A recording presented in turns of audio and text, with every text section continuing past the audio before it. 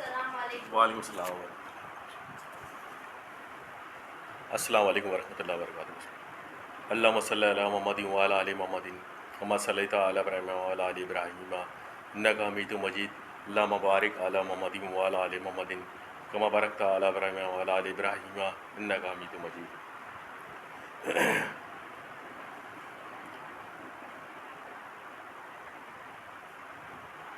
ترمذی کی حدیث ہے 2396، روایت ہے انس رضی اللہ عنہ سے کہ فرمایا رسول خدا صلی اللہ علیہ وسلم نے، جب ارادہ کرتا ہے اللہ تعالیٰ کسی اپنے بندے کے ساتھ خیر کا، جلدی گرفتار کرتا ہے اس کو دنیا کے عذاب میں،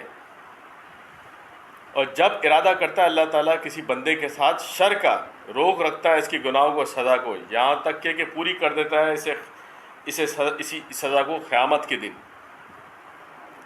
فرمایا آپ صلی اللہ علیہ وسلم نے،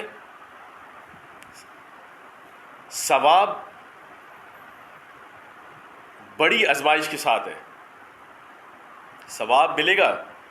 جب ثواب بڑا ملے گا تو آزمائش بھی اس کے ساتھ بڑی ہوگی، یعنی جس کا ثواب زیادہ ہے آخرت میں، اس کی آزمائش زیادہ ہوگی دنیا میں۔ اور بے شک اللہ تعالیٰ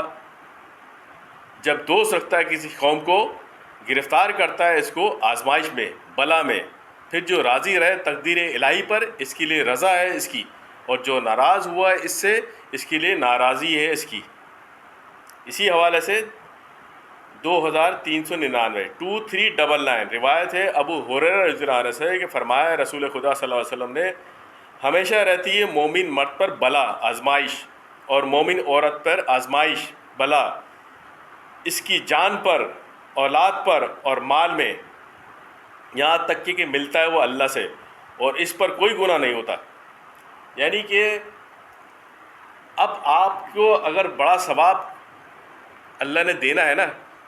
اور آپ کے کسی مقام پہ اللہ نے پہنچانا ہے آپ کو، اور آپ کو اللہ چاہتا ہے کہ اس کے گناہ جھڑ جائیں یہاں پہ،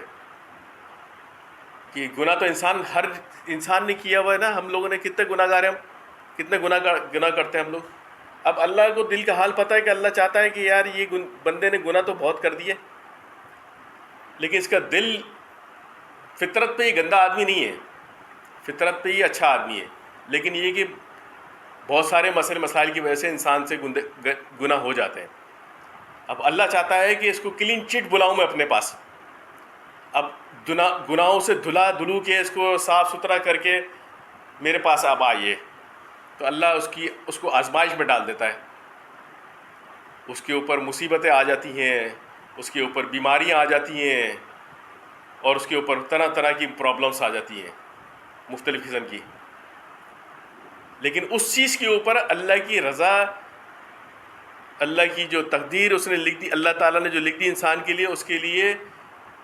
اللہ سے گمان اچھا رکھتے ہوئے کہ یا اللہ یہ میرے لیے، اللہ نے میرے لیے کچھ اچھا ہی سوچا ہوگا، اس کی ہر آئی بھی آزمائش کے اوپر صبر کرے اور نماز قائم رکھے،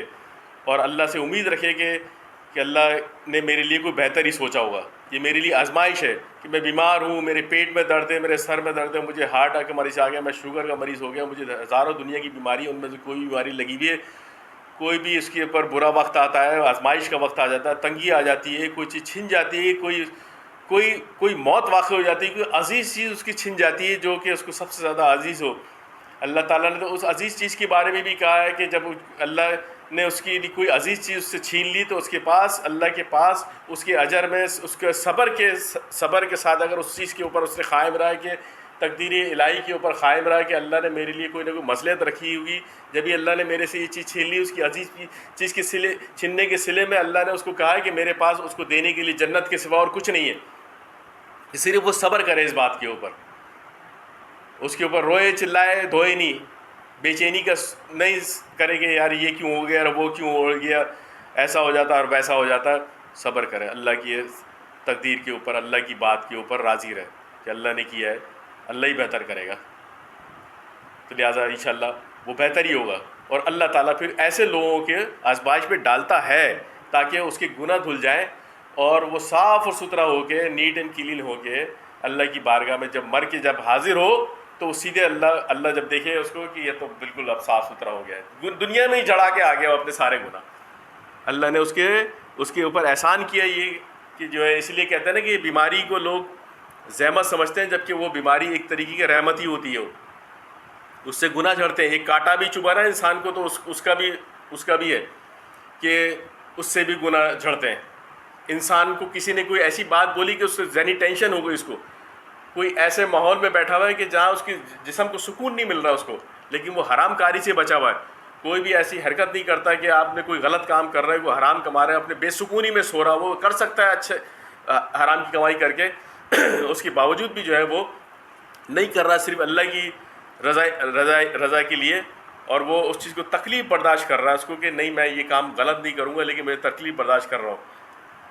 تو وہ ان تمام چیزوں سے جو اس کو ذہنی ٹینشن بھی ہو رہی نا, ذرا سی بات کہ کسی چیز سے اس کو دل میں دکھ ہوا, درد ہوا, تکلیف ہوئی, اس سے بھی انسان کے اللہ نے کہا ہے کہ میں گناہ معاف کروں گا اس کے. اور وہ جب مرے گا تو وہ تمام چیزیں جب اتنی باریک بینی سے انسان کی اس طریقے سے خزاں کے پتوں کے جھاڑ پہ سے جب اس کے گناہ جھاڑ رہے ہیں اس کے, تو ایک وقت آئے گا کہ سارے گناہ جھڑ جائیں گے اس کے.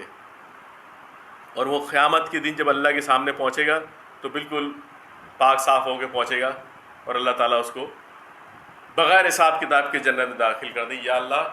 ہمیں بھی بغیر حساب کتاب کے جنت میں داخل کریے میرے مالک, ہم بہت گناہ گار ہیں میرے مالک, ہم اب مزید تکلیف نہیں سہ سکتے یہاں بھی اور وہاں بھی, میرے مالک معاف کیجیے گا.